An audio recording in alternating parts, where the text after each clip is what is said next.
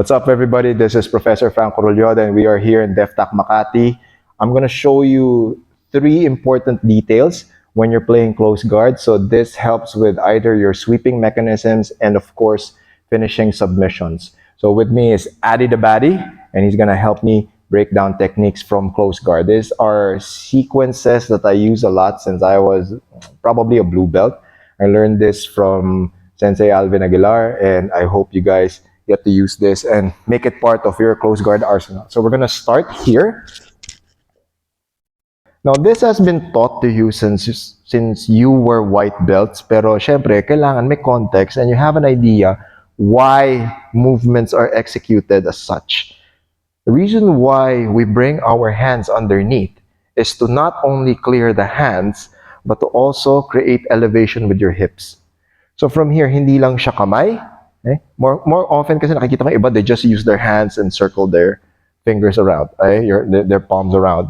A more efficient way of doing this is to put your feet down and consequently your hips go up. That's gonna allow you to wedge your hands underneath, create space, and then as you swim out, kapitan nyo.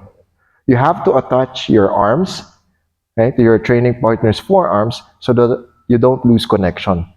If you don't lose connection, you can direct kung saan pupunta yung kamay. I see a lot of people, they do this and then they expect na maglaland sa floor yung kamay. So of course, being efficient with everything, you involve your upper body and your lower body. So we swim inside. As I clear the hands, I'm gonna bring my knees to my chest. See? That's gonna allow me to have a better connection with his arms and then keep them here. Monkey grip on the forearms and then connect to the elbows or the triceps and then keep my training partner's hands on the floor. That's gonna give us more time to go up either side. So we're gonna go up on this side.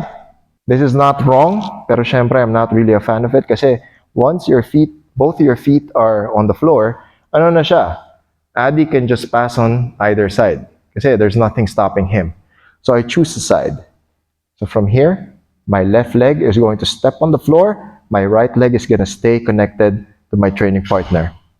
From here, 1 foot on the ground still allows me the leverage to go up in a diagonal fashion. So from here, we're going to go all the way up. I'm going to connect my armpit on his shoulder.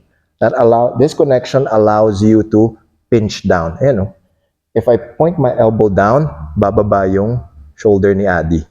From here, I'm gonna swim inside and then I'm gonna grab his wrist and then I'm gonna grab my own wrist. Key important detail here, huwag kayong humiga kagad. You have to connect the arm to your body. As you connect the arm to your body, finishing the Kimura from close guard makes it 90% more efficient. So from here, I connect the arm to my body and then I turn to my side. See? There's a huge difference between that sequence versus I come up, yan! Walang connection, very loose. I go here and then I use this cranking motion and then saka ko siya tatapusin. It's very loose. It's not biomechanically efficient. I learned this whole detail from Professor Pichon Garcia. I go here, I connect the arm to my body. Makes everything much stronger.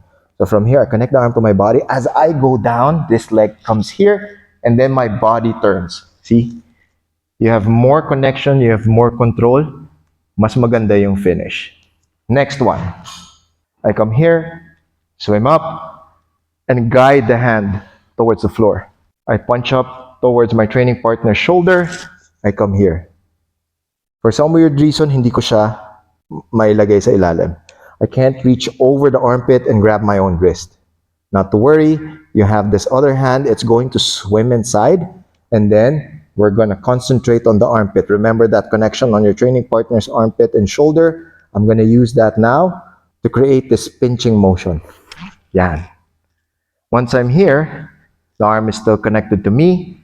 I can latch onto his shoulder. It's like having an underhook. I grab the wrist, bend it, and still do a Kimura. So you can do it, you can finish it this way. Of course, you can still bring the leg on top of your training partner's back. So same mechanism, different lang yung grips. Then the last one, we're going to swim inside. I bring my knees to my chest. I guide him to the floor. I'm going to step on one side and then go up. From here, I can't get the Kimura grip. However, never underestimate the power of a really high level connection. Once I'm here, I connect the arm to my body. This leg is going to come into play. This foot is going to slide down. A lot of people do hip bump sweeps wherein they just step and then they just flick their hips and hopefully they finish the sweep. Let's make it a little bit more efficient. I connect the arm to my body.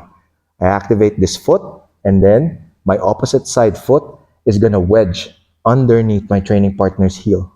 Okay, my heel will wedge underneath my training partner's foot. You can put it here if you want to. I just prefer to put it here. Once I'm here, I press, okay? I step on this leg, and then I pinch this opposite side leg. Makes the hip bump sweep a little bit more efficient, and then I get to mount much quicker. From this position, of course, you get the full mount, get your points, and start attacking from here. I hope you guys like this entire sequence. Include it in your close guard arsenal, and I'll see you in the next video. Us!